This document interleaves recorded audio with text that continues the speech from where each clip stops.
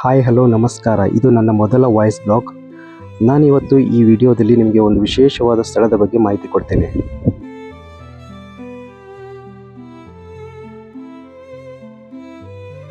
Kantara cinema ಎಲ್ಲರೂ ನೋಡಿರ್ತೀರ.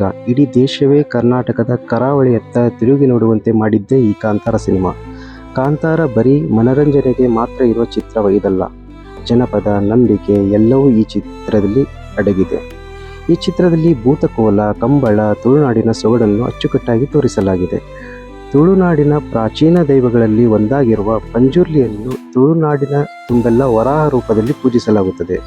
ಪಂಜುರ್ಲಿ ದೈವದ ವೈಭವಿಕತೆಯನ್ನು ಈ ಚಿತ್ರದಲ್ಲಿ ತೋರಿಸಲಾಗಿದೆ. ಎಷ್ಟೋ ಜನರಿಗೆ ಒಂದು ವಿಷಯ ಗೊತ್ತಿಲ್ಲ ಅನಿಸುತ್ತೆ. ಕಾಂತಾರ ಸಿನಿಮಾ ತುಳುನಾಡಿಗೆ ಒಂದು ವಿಶೇಷವಾದ ಕೊಡುಗೆ ಕೊಟ್ಟಿದೆ. ಏನು ಗೊತ್ತಾ? ಗೊತ್ತಿಲ್ವಾ? ಈ ಚಿತ್ರ ಬಿಡುಗಡೆಯಾದ ನಂತರ ಕರ್ನಾಟಕ ಸರ್ಕಾರವು ಈ ಚಿತ್ರದ ಕಾರಣದಿಂದಾಗಿ 60 ವರ್ಷ ಮೇಲ್ಪಟ್ಟ ಭೂತಕೋಲ ಕಲಾವಿದರಿಗೆ ಮಾಸಿಕ ಭತ್ಯೆಯನ್ನು ಘೋಷಣೆ ಮಾಡಿತು. ಹೌದು, ಇದನ್ನೆಲ್ಲ ಯಾಕೆ ಹೇಳ್ತಾ ಇದ್ದೇನೆ ಅಂತ ಯೋಚಿಸ್ತಾ ಇದ್ದೀರಾ? ಸ್ನೇಹಿತರೆ, ನಾನು ಇವತ್ತು ಕಾಂತಾರ ಚಾಪ್ಟರ್ 1 ಸಿನಿಮಾ ಚಿತ್ರೀಕರಣ ನಡೆದಿರೋ ಒಂದು ವಿಶೇಷವಾದ ಸ್ಥಳಕ್ಕೆ ನಿಮ್ಮನ್ನು ಕರ್ಕೊಂಡು ಬಂದಿದ್ದೇನೆ. ಈ ಸ್ಥಳವನ್ನು ಕಾಂತಾರ ಚಾಪ್ಟರ್ 1 ಸಿನಿಮಾದಲ್ಲಿ ಹೇಗೆ ತೋರಿಸಲಾಗಿದೆ ಅಂತ ನಾವೆಲ್ಲ ಒಂದು ಸಾರಿ ಸಿನಿಮಾ ನೋಡಿ ತಿಳ್ಕೊಬೇಕಾಗುತ್ತೆ.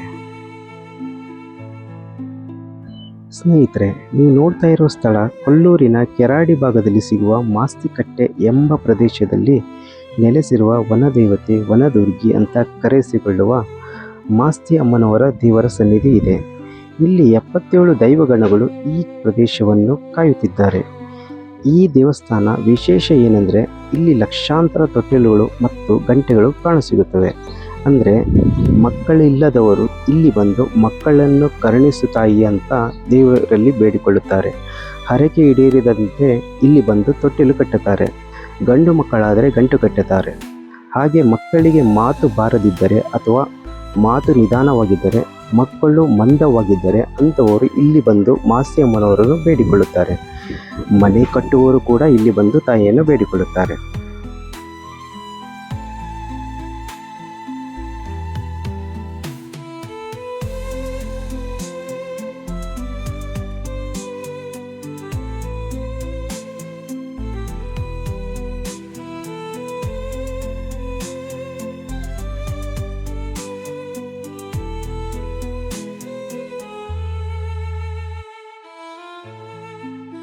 ಸ್ನೇಹಿತರೆ, ನೀವು ಕೂಡ ಈ ಪುಣ್ಯಕ್ಷೇತ್ರಕ್ಕೆ ಒಮ್ಮೆಯಾದರೂ ಭೇಟಿ ಕೊಡಿ.